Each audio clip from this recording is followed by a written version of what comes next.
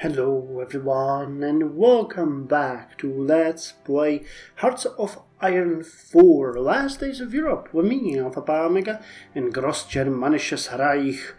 So in the last episode we defeated the Reich Commissariat Caucasian, and now we have Caucasische Military Regierung, which is basically the military regime of Caucasus. We started working with it when rebuilding Grozny right now, which is going to be fun. We've also won the second Italo-Germanic Great Game round, which is great. And we are boosting our stability quite significantly as far as the regime stability goes. So all in all, we are doing fairly good. Now, I'd kind of like to get some other boosters to stability, but I don't think we can at this point. However, we do still have enough for everything that we want, because 55 plus 10 from the vast political promises plus 10 from the charged reactionaries of treason means that we have 75. So what I'm going to do here now is I'm going to go with the charging the reactionaries with treason. And it's gonna hit us pretty badly for 34 days, after which we are going to be able to probably pretty easily do our biggest reform yet. So with that said, let's unpause the game. Oh, and we finished the global training center upgrade and rebuilding Grozny. The city of Grozny has been a treasured center of the native population of Caucasia. It is important for us too, therefore it is our duty to rebuild it. The natives will surely be grateful, but we too will be grateful to see it rebuilt for the sake of the prosperity of the Reich. It will be a great deal of expense, but resurrecting the city should pay for it. So we added 0.2 billion to our debt, but they get a lot of infrastructure and other buildings, as we stated in the previous episode. And now, well, do we want to protect the oil? Yeah, let's go and protect the oil. I mean, that's good, right? Protecting oil is always good. Yeah, this is all from the Italo-German Great Game, isn't it? Because we still got this stuff in here, so we don't need that. Pretty good. Now let's go and continue here.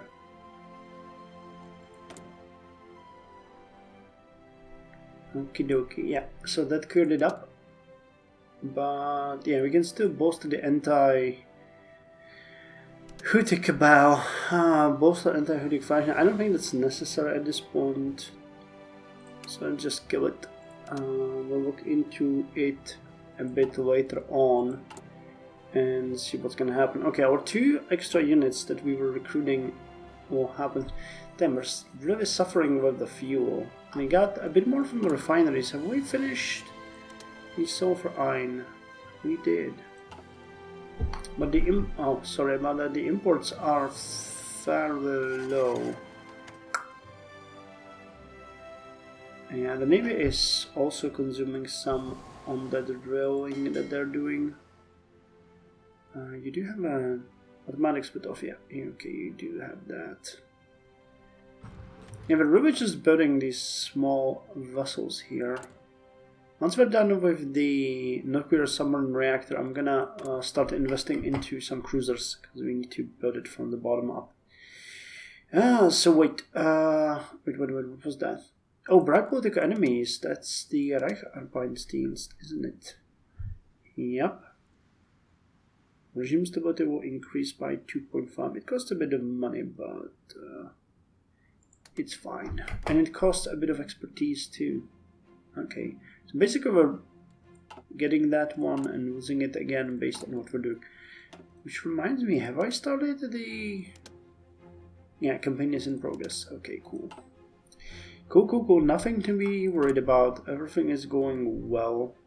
Poverty is dropping. I'm so happy about that. You cannot believe how happy I am to see the poverty dropping after all this time.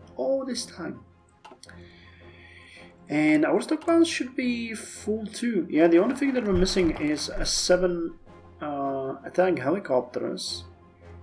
And that is all. Other than that, we have everything. Well, we don't have, you know, some carrier fighters and carrier close-air support, but it's fine. Protect the oil. The war to overthrow a king who should not be a king has come to an end, and for good. It's time for us to secure our interests. Caucasia is teeming with oil, and oil is the vehicle of life for our fatherland. It is important for us to keep it safe from the restless natives, and so, despite the costs, we will station brave men to oversee the security of our workers who are eager to keep the fatherland alive through the oil which flow through the pipelines, no matter how much. So, they get 10,000 manpower, and we use 3.45 billion, and we built a number of military bases and land forts in their territory, and now secure our interests should be the one that we want. Yeah, and it's gonna increase our GDP growth, which is good. Okay, you guys will come out of the training on 22nd of December 1965. Okay, well, we can deal with that. GDP should be, yeah, it's increasing and debt is dropping. And we keep throwing more things at the debt, but the repayment is pretty good. Like, I mean, in a month we're basically repaying everything that we're now investing in the Caucasian military Regierung and even more, so it's fine. Plus, you know, we are not only increasing the GDP, but the actual debt, not the debt that's what would be? I forgot the name. It's called the relative debt. Finally remember that. Okay, and we're working ourselves towards an upgrade in credit score 2. So the 15th anti-air radar guides are done, and we have a new round here. Okay, we'll check that. Cool, so with that, we can actually look at some more things. Okay, you all are way ahead. Explosive reactive armor. Yeah, I think we need that for the next generation of tanks. Decisions available. Okay, so the next round has started. They have 5, we have 0. Okay. Einheitspact loses the Emerald Isle. Word has reached us via the diplomatic office today announcing that Ireland has decided to strike out on its own. The message from Taoiseach Lemas was polite and placating, apologizing for the sudden departure from our alliance and thanking us for years of national friendship. It's obviously just an apologetic attempt to avoid Wehrmacht's boots on Irish soil, but it's quite obvious that they had little choice in the matter. The terrorist Seamus Twomey of the communist-leaning paramilitary organization, the Irish Republican Army, outmaneuvered the Irish Army, which had been tutored by our own Wehrmacht for decades, to forcefully occupy the northern counties that had previously been a slice of the United Kingdom. Twomey's demands had been a complete annulment of all ties to our Reich, else there would be civil war for the fate of the nation. It seems the spineless Fianna Fáil party were unwilling to fight for their place in the world, and have now caved in to the treacherous Bolsheviks' demands. And to think people always say we're crazy when we say Bolsheviks are sabotaging us. Despicable. Completely despicable. So wait, the state of the Reich? Vast political promise. Oh, we can charge the reactionaries. So let's do that. We may rule the Reich, but that does not mean we are without opposition. Far from it. The reactionaries have been a consistent thorn in our side since the beginning, dragging their feet the entire way. We will need to remind them about who exactly calls the shots in the Reich, and that they best get with the program or else. Some will see this as excessive, but for the long-term interest of the Reich, it must be done. So this immediately decreases our regime stability by 10%. But in 34 days we're gonna get 20% back, so 10 extra, and vehicle stability will increase by 2.5%, which is really good.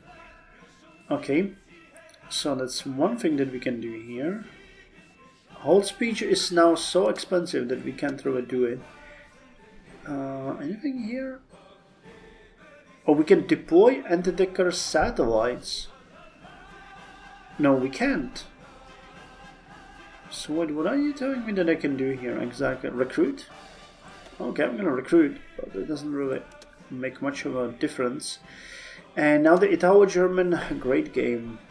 So, we have 0 points, I got 5. Build underground supply network. Gives us 2 to 4 points. Get guns to Romania, 2 to 4 points. Airdrop advisors, 1 to 3 points. And rally the right, 3 to 4 points. That one costs 25 political power, which we do not have. So let's do some math here. We get 2, 4, 5, 8. 8 points minimum, so if we're very unlucky here, I don't know if this is preset or if it's gonna give us a random number every time, but you know, we could even fall short. 2 to 4, 2 to 4, 1 to 3. I think that we should start with rally the right, so we got 60 days, so we'll be able to get that. So let's wait for this one, and then do it. Because that's gonna be the important one. 3 to 4 points are gonna start it, and then we're gonna do the math. So anyway, what does it say? The Iron Guard are not the only right-wing group looking for a chance to lunge at the monarchy's throat. We need to rally the other underground parties around the Iron Guard and get them ready for the inevitable uprising. Okay, well, let's see how successful we're gonna be with that. Okay, we're securing our interests, so our GDP, and I want to see what's gonna happen with oil. Holy hell, okay. Now we're getting 10.1 thousand per day. Jesus Christ. Okay, well, that works for me. We must bring an end to the chaos of Caucasia at our own expense. It is vital to secure the land with the help of a new government under Friedrich Clausing. With him in charge of the land, we surely would see repayment for our expense. And now let's assist Caucasia. So this will further boost our real GDP growth. We're going to be around 1.5% of real GDP growth, not relative, but real GDP growth. Or nominal, not relative, nominal. Okay, and now we can actually go ahead and get the rally the right. Okay, let's do that. Oh, 3 military factories, really? Okay, we got an extra factory here. I'm not entirely sure what we're gonna use it for. Improved anti-air, I don't think so. Improved motorized, that might be a good one. So let's improve motorized. Because believe it or not, we are going to get quite a lot. We have to start building our armed forces, especially now when we have the opportunity. And we haven't really checked on the Russian Republic in a while. Because I think that's going to be our first target. So as far as their army goes, they're very weak.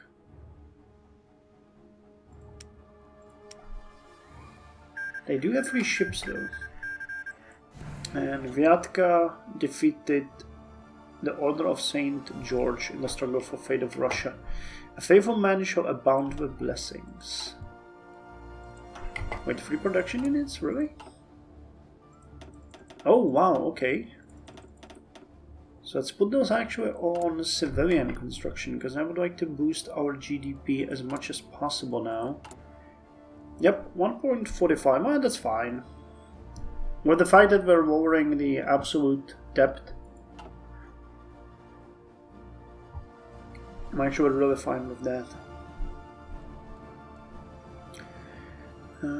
Nuclear naval. Actually, what would the naval do? Fleet coordination, naval speed, spotting, dockyard output. Okay, well, stability would be increased as well.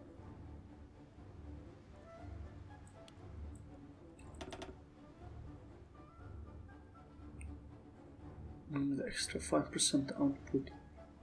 We want here army training, terrain penalty, nuclear expenditures. Oh no, I don't think that's necessary. Okay, well, and now that we actually do have the ability to do so, let's start drilling our Air Force. And let us actually deploy a bit more. I think we do have quite a lot of them.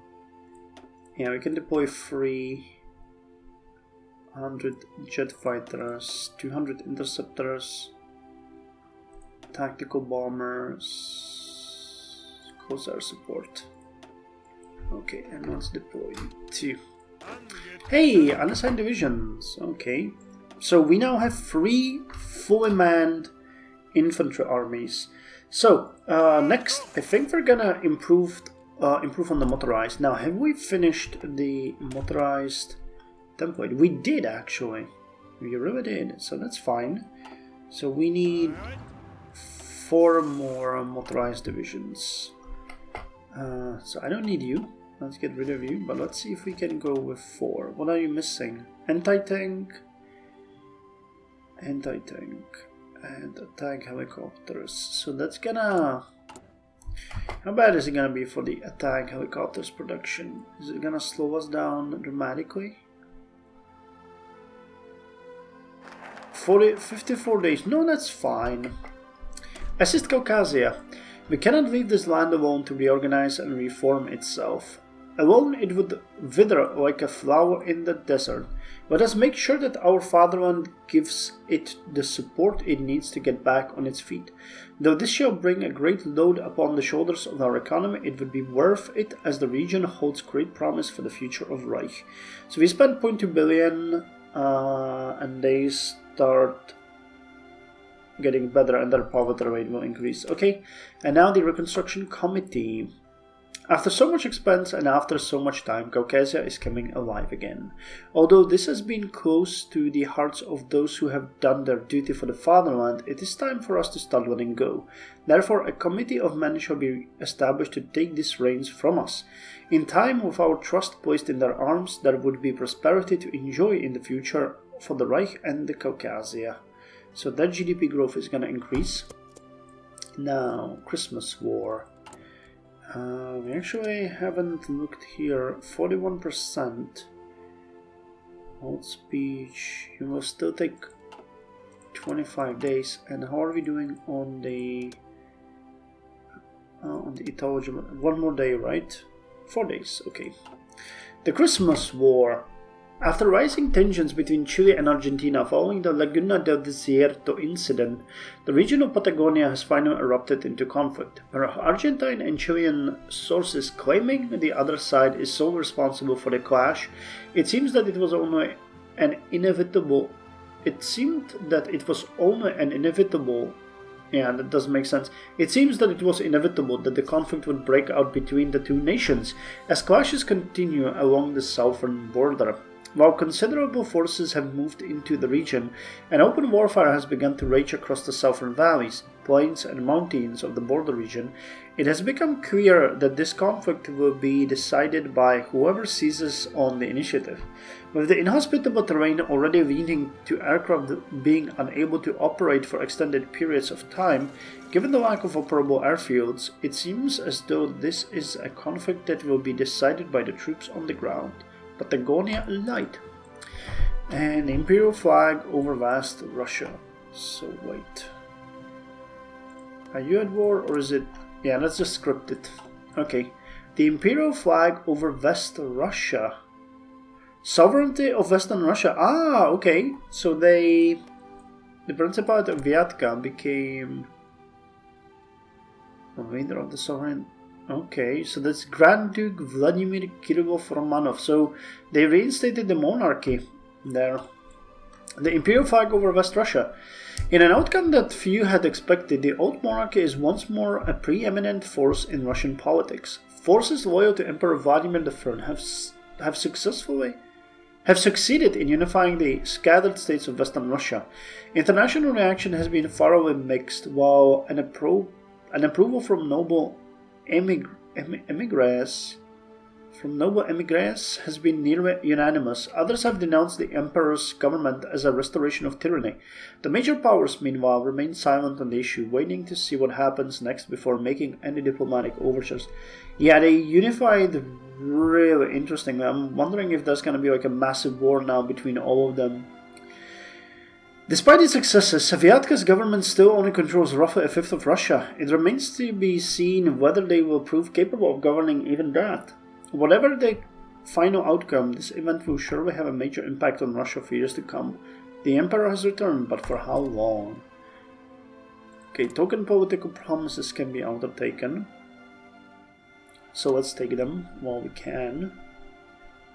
Because those give us extra regime stability.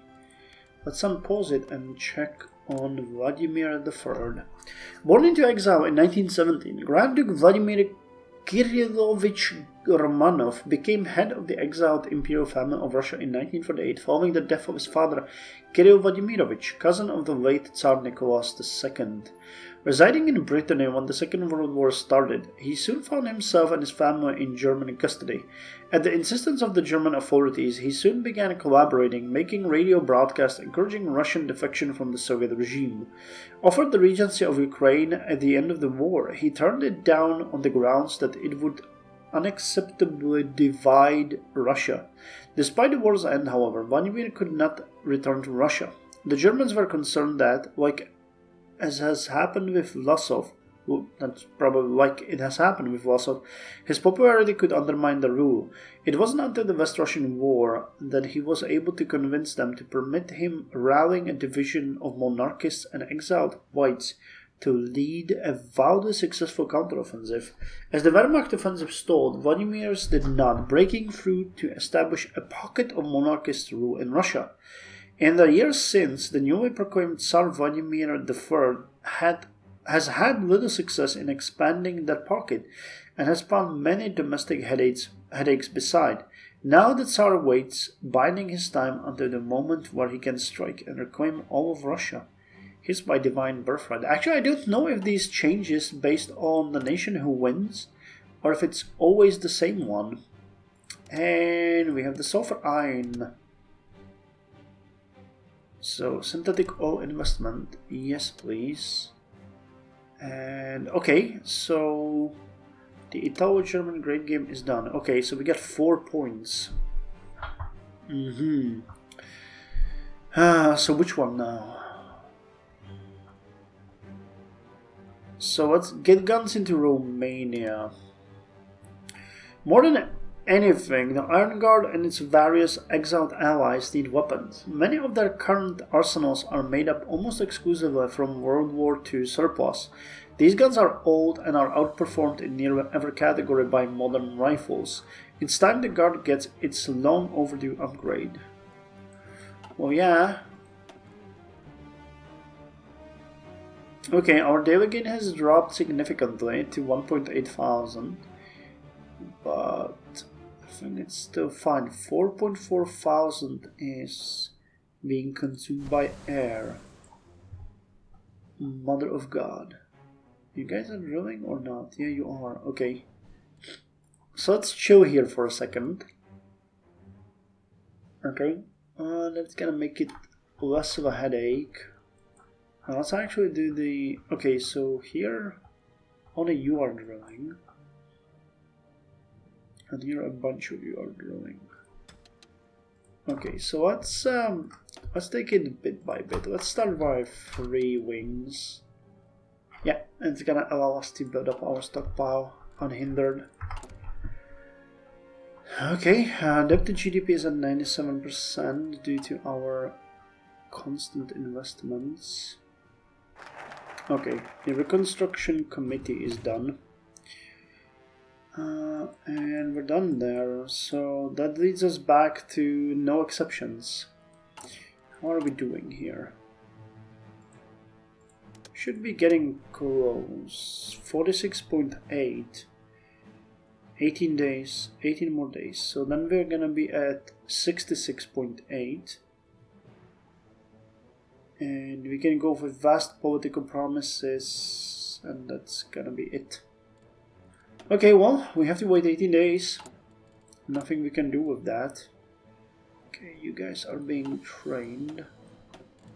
And I mean, we're gonna be getting a lot more political power now.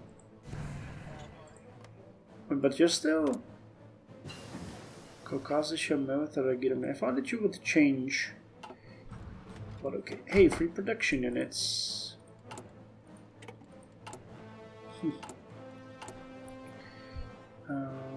So this changed a little. Construction is fine. Production. What are we doing here? Okay, if I could get a couple more factories. Okay, I can add an additional factory on the helicopters. Because those are the ones that are missing. And we finished the naval silhouette deduction research. By analyzing the shape and rough outline of enemy ships, we can deduce their class, yield, and threat potential. This technique will be employed en masse among our sailors, and we will upgrade our systems with the necessary equipment to do so. Okay, so now we're working on the reactive armor. Autoloader. What about this one? Advanced engine improvements. And was engine upgrade of 16 and above. Okay, that's not that necessary. Remote control, auto cannon. What infantry? Anything here? Working on that. Light support, artillery. It's a bit too ahead of time. Let's go with the night vision equipment though, because all of our units are using. No, wait, that's.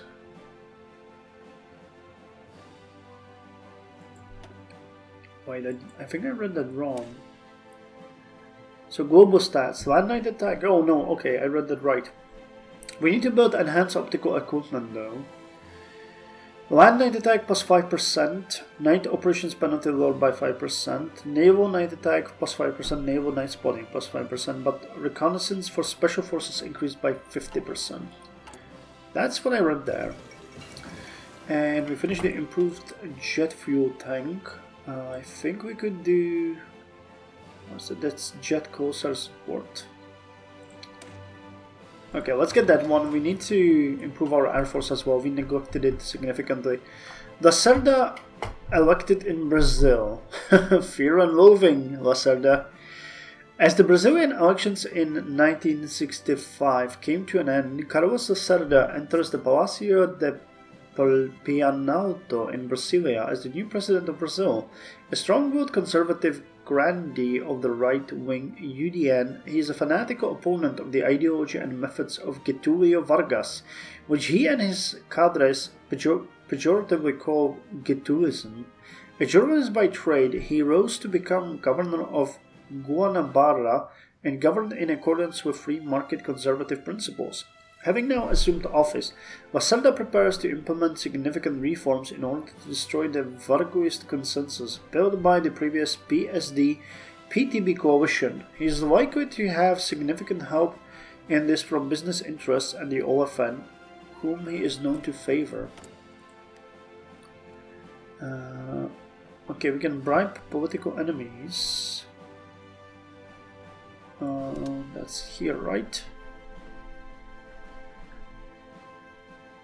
Yes. Regime stability increases by 2.5%. Still 12 days here. Okay, speed it up a bit.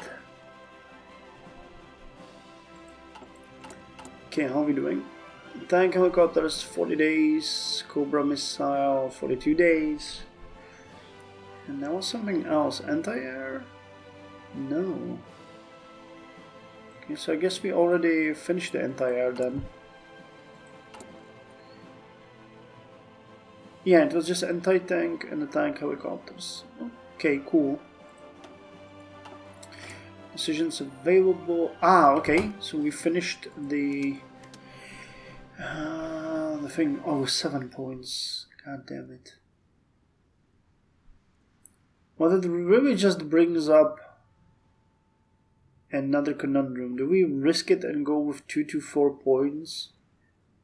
Or do we undrop advisors and go with 1 to 3 points? Let's wait. Well, no. I'll think about it. Let's not get too hasty now.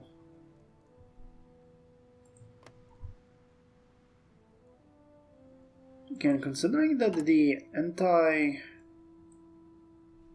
equipment is constant issue for us, I think we might want to put more factories into this area. Because we seem to be always having an issue there. Okay, 2 from the Panzerrose. 1 from the scout helicopters. Improved transport heli. Okay, I think I can move to there, and that should be enough. Okay, so now we're gonna be producing, whoa, roughly 50 per day, which is quite dramatic. Infantry weapon improvements 6 finished, so that's good. Close range combat requires weapons that are effective in such environments. Modern shotguns and like weaponry will ensure our forces are reliant on their sidearms, so defense, breakthrough, and soft attack, as we've discussed, were improved. This is unfortunately a bit ahead of time, but we'll get into it. Air Assault Company. Support. We've done all of this. Wait, what about this one? No, it's way ahead of time. More austerity, armored. I don't really do much with trains, to be honest. Military engineering we're working on. Naval. Okay, so we need the next cruiser, to be quite honest. So let's start researching the improved cruiser hull. What does the description say? Missile technology has matured and is now seeing widespread use as offensive weapons in cruiser ships, especially designed to fit several salvos worth of the subsonic armaments. Navies have taken to calling these ships missile cruisers. So get a new engine, helicopter pad, okay. Increases sub-detection and surface detection and armor. Okay, so it would make sense to make the cruisers scouting and light attack platforms. I'm still unsure what to do with you. We do have time though. Okay, anything here?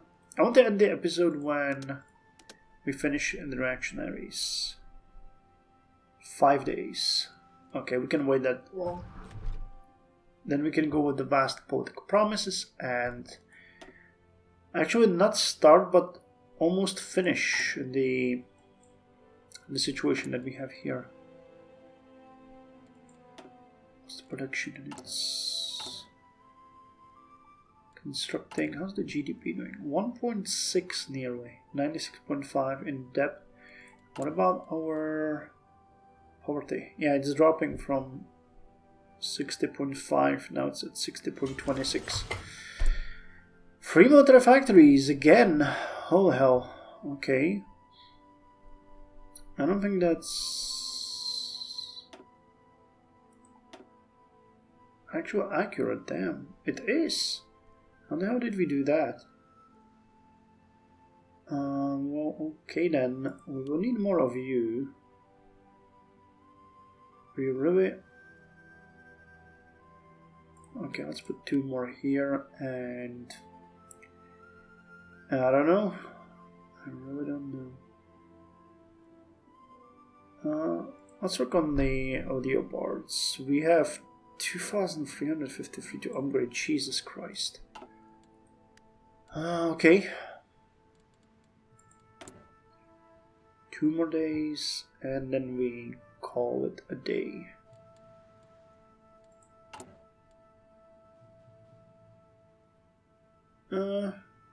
Seems like the oil is also fluctuating. That's a bit weird to see. come on, come on. Okay, so 64.1. Now what can we do? Infrastructure investment. Okay, so let's go with vast political promises. And we need 75. Oh my god, I thought it was 70. God damn it. No, okay then. Anything we can do here? That is a great way to end the episode. Falling just short. Just short. God damn it. Well, okay. I made my bed and now I'll have to lie in it. God damn it. We'll see you in the next episode.